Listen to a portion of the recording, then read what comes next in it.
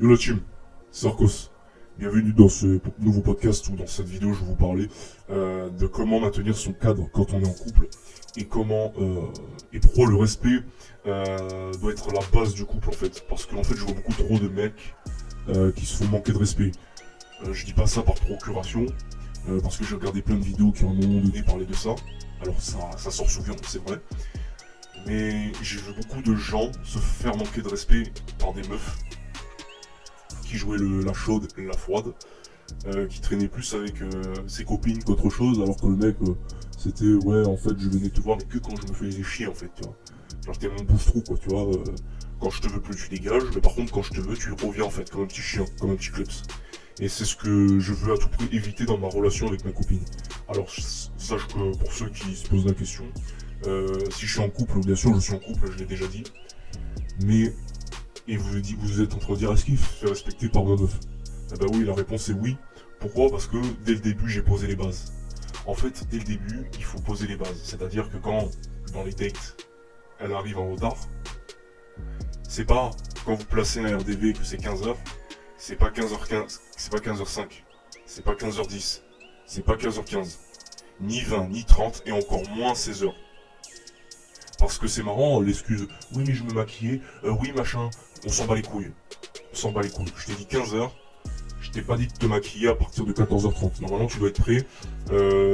Allez, si chez toi tu mets, je sais pas, mon 45 minutes pour venir au RDV de chez toi, tu dois être prêt à 14h. Tu dois pas être prêt à 14h45 ou en fait t'arrives à 15h30. En fait. C'est ce que je veux dire. Ouais, en fait c'est ça. Et en fait vous devez lui dire dès le début. Au début, ma copine, avant que ça devienne ma copine, elle m'a quand même mis des retards plus de 2 fois. Premier, j'ai pardonné, j'ai dit t'inquiète, c'est pas grave, ça arrive. Parce que le bus, elle avait soi-disant loupé. Bon, ça arrive, voilà, elle peut arriver en retard, parce que voilà. Deuxième retard. Ah oui, j'ai encore eu des problèmes avec le bus, machin. J'ai dit attends, tu sais que tu peux partir en avance, parce que moi je pars en avance en fait pour t'attendre. Moi en fait, à chaque fois je prends, je vais pas dire le courage, mais je prends par respect de lui mettre en avant. C'est-à-dire qu'au lieu de le RDV, allez, c'est 15h, et ben moi, à 14h40, je suis arrivé, tu vois. Il y a 20 minutes d'avance, tu vois. C'est pas pour attendre à 15h30, tu vois. Parce que moi, je vais pas attendre 50 minutes alors que dehors, il fait 44 degrés. Bon, c'est une façon de parler, tu vois. Mais c'est pour vous dire, tu vois. Une personne qui, normalement, vous respecte, va faire en sorte de venir en avance ou de venir strictement à l'heure, en fait. Vous voyez ce que je veux dire? Alors qu'une personne qui prend son temps, qui prend ses aises, elle s'en bat les couilles en fait de vous. Ou du moins, elle n'a pas encore conscience que elle vous a manqué de respect puisque cette personne a l'habitude de venir en retard avec certains. Sauf qu'avec moi ça marche pas en fait. Au début, elle a recommencé une deuxième fois, j'ai dit écoute, je suis gentil ma belle, mais ça fait 2 fois que tu arrives en retard en fait. Ça fait 2 fois. Maintenant, voilà. Quand tu arrives en retard, j'en ai rien à foutre de ton excuse. Moi je prends l'habitude de venir en avance pour toi. Alors moi je veux que tu fasses des efforts et que tu pars en avance pour moi. Si tu tiens à moi. Et j'ai souligné bien si tu tiens à moi. Si tu me veux. Tu vois. Parce que sinon ça veut dire je m'en bats les couilles de toi, tu vois. Et j'ai dit que si tu recommences à venir en retard, pour moi c'est un manque de respect. Et plusieurs manques de respect va amener à cette conséquence qui est de je vais me casser. Et je lui ai fait souligner ça. Et je dis qu'on soit bien clair. La fille en question, elle n'a pas fait la star. Elle a été humble, enfin pas humble, mais comment dire, elle a avoué ses torts, elle a reconnu ses torts.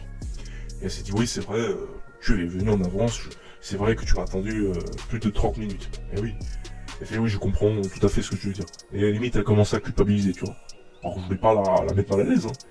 Mais elle commençait à se plier en quatre pour que je lui pardonne, alors que je l'avais déjà pardonné. Et depuis ça, elle n'est plus jamais jusqu'à présent, elle est plus venue en retard. À chaque fois, elle prenait le temps de venir en avance. Vous voyez? Et j'ai fait le test. C'est que après, de la deuxième fois, où on s'était revu après qu'on était en couple, donc du 4e date, quand j'allais l'inviter chez moi, elle est venue à l'heure. Elle est venue à l'heure. Mais j'ai fait un test, parce qu'en fait, si tu veux, l'arrêt de bus est à 100 mètres de chez moi, en fait, c'est juste à côté. En fait, j'ai juste à marcher, ça y est, j'y suis. Moi, j'ai pris le temps, je suis resté à ma maison, tu vois, tranquille, puis j'attendais si elle était là. Et bien évidemment, je l'ai attendu je les teste, tu vois, je les teste pour savoir si bien évidemment elle est venue en retard. 15h pile, comme j'avais planifié, que c'était 15h le RDV, elle est arrivée à 15h pile. Elle m'a dit c'est bon, j'y suis, tu peux venir. Moi je dis attends, 2 secondes, je me prépare, j'arrive. Je suis arrivé à 15h03. Parce que pour marcher, c'est même pas 1 minute en fait, c'est quoi 150 mètres. Ah oui, c'est vrai, 150 mètres. Tu vas me dire, il n'a pas chipoté, rien du tout, tu vois. Mais j'ai fait exprès de faire ce test, parce que si elle venait plus tard, j'allais encore plus prendre mon temps en fait, tu vois. Alors j'ai pris mon temps, les 5 minutes de plus. C'est pas énorme, tu vois. C'est pas énorme, mais c'était un test. C'était pour savoir si c'était une fille qui me prenait pour un con, en fait. Après je me suis dit, bah, tu bouges pas de la maison tant qu'elle est pas arrivée. Voilà. Et effectivement, les autres fois où elle est venue, à chaque fois elle était venue à l'heure. Et voilà, respect. Quand une fille, si elle fait un truc qui me plaît pas, je lui dis. Je commence pas à faire oui mais t'inquiète, machin. Non, je pose des vaches, j'ai dit écoute, ce que tu m'as fait, ça m'a pas plu. Ne recommence plus. Parce que si tu veux le faire, c'est pas avec moi. Ça sera plus avec moi. Je te le dis. Tu vois ce que je veux dire? Voilà, en gros c'est ça. Et en fait, c'est des trucs tout cons en fait. Des trucs mais tout cons. Mais je vous assure que vous allez dire mais tu te prends la tête pour rien. Non, non, je me prends pas la tête pour rien. Parce que le manque de respect, ça peut partir de cela. Si vous n'y prêtez pas attention à ces petits détails-là, ça peut devenir de plus en plus gros. Donc ça peut être faire une blague qui vous déplaît, et après vous dites ouais, tu vois ça m'énerve ce que tu dis, et s'il te plaît, c'est pas cool, tu vois, excuse-toi. La meuf, s'il y a un certain seuil où elle vous manque de respect, elle vous dit ah mais ça va, c'est pour rigoler. Et vous lui dites non, non, moi je rigole pas. Si tu veux rigoler, la prochaine fois, ça ne sera plus avec moi, ça sera avec une autre personne. Tu vas rigoler avec d'autres personnes. Et moi je vais direct me casser si tu continues. Tu vois, pour lui faire comprendre. Tu lui dis pas en mode direct, mais tu dis la prochaine fois, si tu veux rigoler, ça sera sans moi. Ok? Qu'on soit bien clair. Maintenant, si elle commence à faire un star, ok, très bien. Vous gardez votre calme, et ça sert à rien de s'énerver, de dire ah, t'es sérieuse, tu me prends pas au sérieux, tu te prends pour qui? Non, non, ça sert à rien, parce que ça c'est une spirale infernale. Je dis ah d'accord, ok. Vous la laissez, vous la regardez, et vous la regardez de manière calme. Vous la voyez, ouais, machin, c'est bon, ça va, tu vois. Vous la regardez comme ça, vous regardez, d'accord, ok, d'accord. Bah très bien. Et puis vous vous barrez. Normalement, si cette personne elle tient un minimum à vous, elle va rééquilibrer son respect vis-à-vis de vous. Pourquoi? Parce que son acte a une conséquence. Vous vous êtes barré, vous vous êtes mis à l'ignorer pendant un temps voulu. Donc quand avant vous lui envoyez des messages tous les 5 minutes, bah maintenant, mais même si vous êtes trop occupé, bah vous allez mettre des gros vomis de 2 heures, tu vois.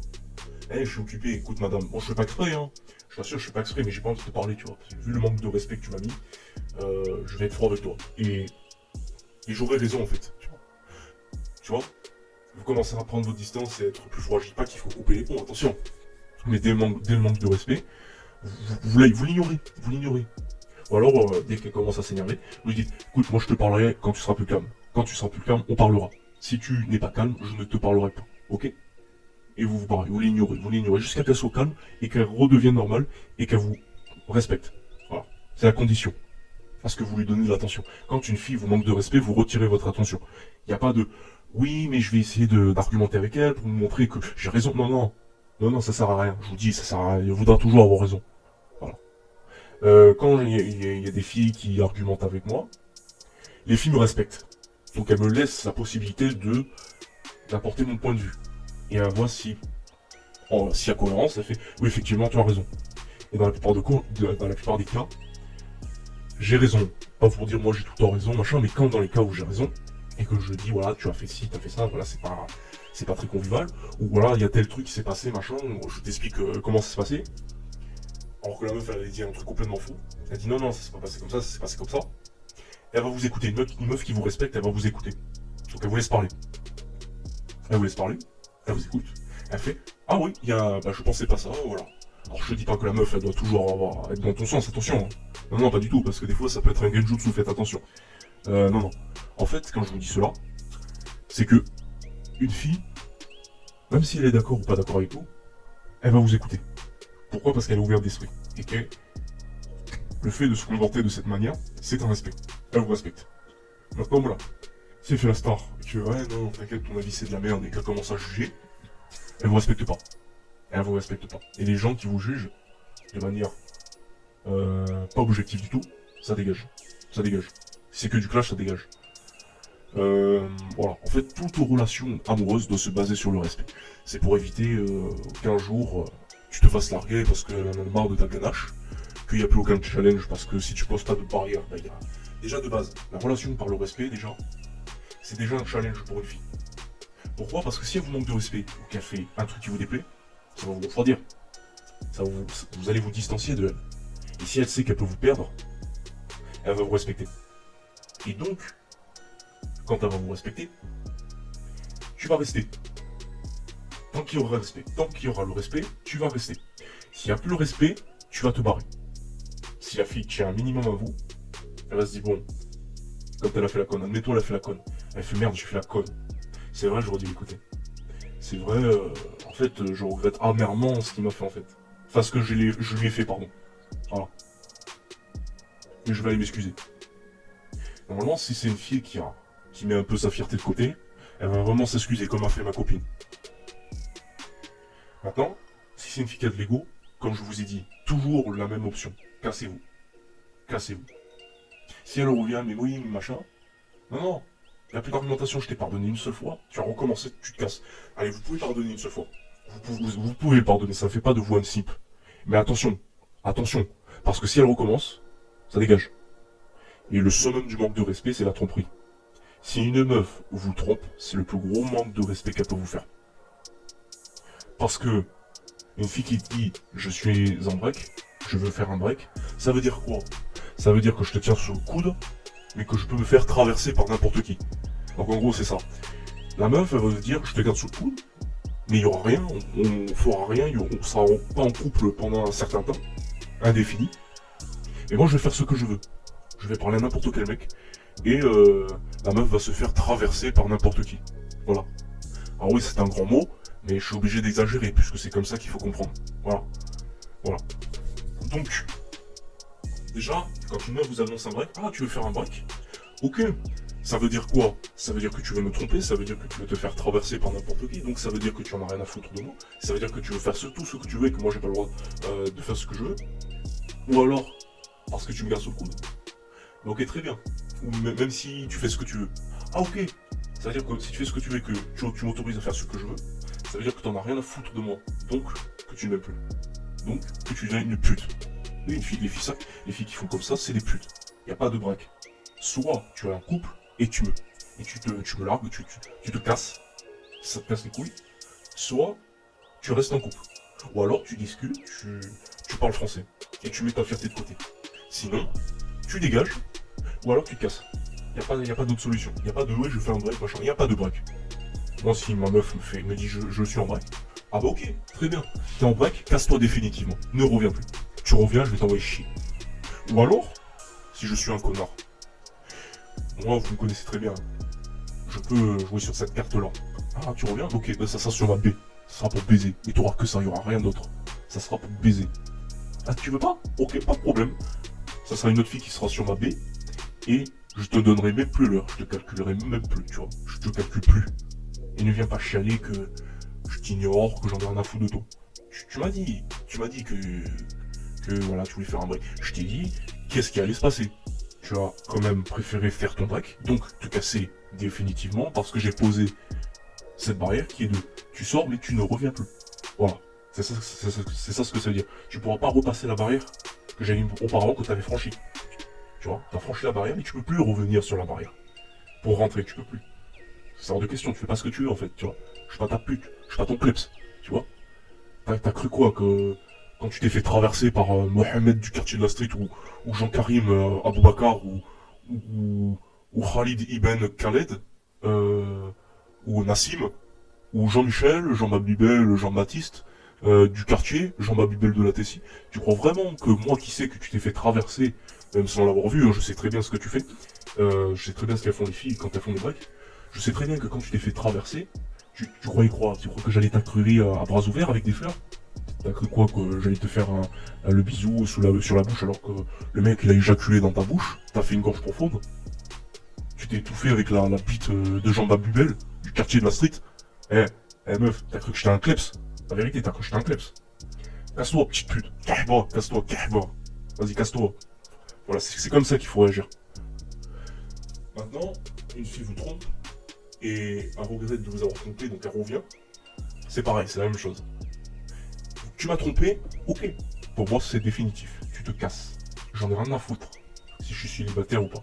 Il faut avoir de l'honneur, il faut mettre sa fierté. Parce qu'il y en a, ils ont peur d'être célibataires, donc ils mettent leur fierté de côté et ça les bouffe. Et après, la meuf qui les a trompés va les tromper avec Jean Babibel du quartier de la street, Nassim Ibn Khalid, Brian le fatigué, comme dirait SS sans pitié, Mouloud Bitsal, comme dirait SS sans pitié, etc., etc. Que des fatigués en fait. Tu vois, ce que je veux dire? Pendant que t'es en couple avec elle, pendant qu'elle mène je sais pas combien de relations sexuelles sans toi. Et quand tu lui demandes du sexe, elle fait, j'ai mal à la tête, j'ai mal à la gorge. Alors quand elle a mal à la gorge, c'est qu'elle s'est fait démonter par un chibrax qui est rentré dans sa gorge en fait. La meuf, elle a bavé, donc elle a transpiré, elle a quand même dépensé 2 litres de salive parce que le mec lui a mis le chibre dans la bouche, tu vois. Voilà, le mec il lui a fait perdre 2 litres de salive parce que voilà, il a baisé en mode hardcore dans la bouche. À la meuf, à ta meuf, du coup, qui s'est fait piner par un fatigué de la vie. Tu vois ce que je veux dire? Et puis, t'es là, si t'es un bolos, t'es là, tu l'accueillis, tu dis, ça va ma copine, ça va, tu vas bien? Oui, oui, ça va, très bien. Tu crois quoi? Tu crois que la meuf elle dit, ah d'accord, je peux l'avoir, en fait, quoi que je fasse, en fait, le mec il sera toujours dans mes bottes. Hein, voilà, je pourrais lui faire chanter, je pourrais le faire marcher, je pourrais lui faire marcher, tout ça, tu vois. Une fille bien peut devenir comme ça. Une fille bien, écoutez bien les gars, une fille bien à la base du début de relation peut devenir cette pute que je vous ai dit, qui vous trompe, qui fait des breaks, machin, ou qui vous largue. Allez, si elle vous largue, c'est douloureux, certes, c'est douloureux, mais quand elle vous largue, vous savez très bien qu'elle va avec un autre mec, hein, vous croyez quoi, vous croyez quoi? Vous connaissez l'histoire, vous connaissez le narratif du monkey branching, j'attrape une branche pour aller à un autre. Voilà, en gros c'est ça. Si vous êtes un bolos, comme je vous ai dit, vous allez la cuire à bras ouverts, et la meuf va se dire, ok, bah, je peux faire ce que je veux de ce mec, il sera toujours derrière moi. Il sera toujours en train de m'entretenir. Voilà. Et le jour où ça va la gaver, que tu seras son pot de colle, malgré tous les crasses qu'elle te fait, elle va te larguer. Elle va te tège. Et ça va faire encore plus mal. Et toi, tu vas pleurer comme un bébé, tu vas chialer, tu vas faire elle m'a quitté, je lui ai tout donné. Comme dirait Frédéric Delavier.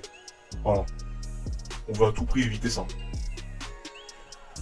Donc, comme je vous ai dit, une fille bien, au début de la relation, peut devenir cette fille qui vous maltraite, qui commence à vous gueuler dessus et tout. J'ai plein de potes, d'ailleurs, gros respect à eux. Bon, je sais que ça fait chier de perdre une copine pour ça, je sais très bien que voilà, la rupture est douloureuse, mais j'ai des potes qui ont choisi leur dignité et qui ne se sont pas laissés faire.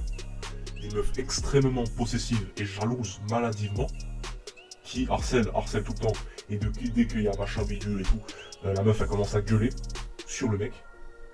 Au début le mec il a été patient et tout. Et à la fin ça s'est accumulé. À un moment donné le mec il a dit c'est bon, tu me casses les couilles, hasta la vista baby, hasta la luego, casse-toi. Voilà. Tu m'as voulu le garder uniquement pour toi, j'ai pas le droit à parler à d'autres filles. J'ai pas le droit d'avoir d'autres porte-filles alors que toi, si je te dis ma soeur, c'est juste un pote. Hein, alors que moi je peux très bien dire ça va, c'est juste une pote. Tu vois, y a rien entre nous, tu vois. Elle a le droit d'être ma pote en fait. J'ai le droit d'avoir des potes meufs. Qu'est-ce qui t'arrive? T'es fatigué ou quoi? C'est ce que je veux dire. Voilà. Donc, maintenant, si tu comprends pas ça, ben, ok, on met les points sur les i, je me casse. Et ne viens pas pleurer. Ne viens pas me retenir. Et en fait, mon pote en question, ça lui est arrivé. Et il a dit, bon, écoute, voilà, tu me casses les couilles, j'en ai plein le cul que tu me gueules dessus, que tu me fais des remarques et tout. Pourtant, je t'ai dit, mais y a rien, tu vois. Je t'ai dit, voilà, laisse-moi tranquille, en fait. Laisse-moi respirer, tu vois. À un moment donné, le mec, il a dit, c'est bon, ça fait quelques temps que ça dure, tu veux pas comprendre, allez, je me casse. Parce qu'elle fait, ok, très bien, vas-y, casse-toi, prends tes affaires, casse-toi de chez moi. Et ben, le mec, qu'est-ce qu'il a fait? Il a fait ses affaires, il a récupéré ses affaires, et il s'est cassé.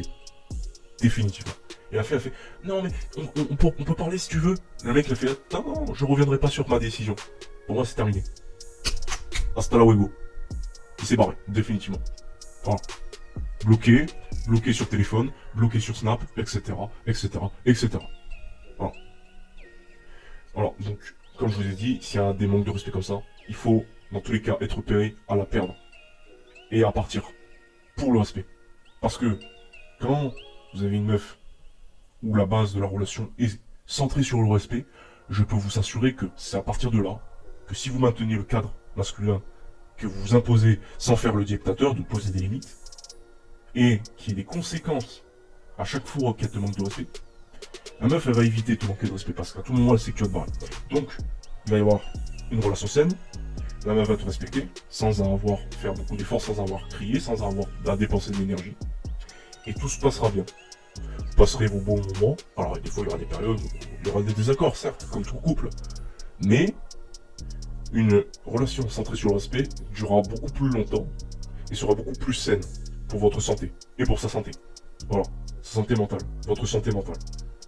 Voilà. Donc si vous n'avez pas envie de finir dépressif ou faire des burn-out ou faire des déprimes, eh ben, commencez, si vous êtes en couple, de bâtir votre relation sur le respect. S'il n'y a pas le respect, vous vous cassez. Il n'y a pas plus simple. Voilà. Sur ce les gars, tchuss et à très bientôt pour de nouvelles vidéos.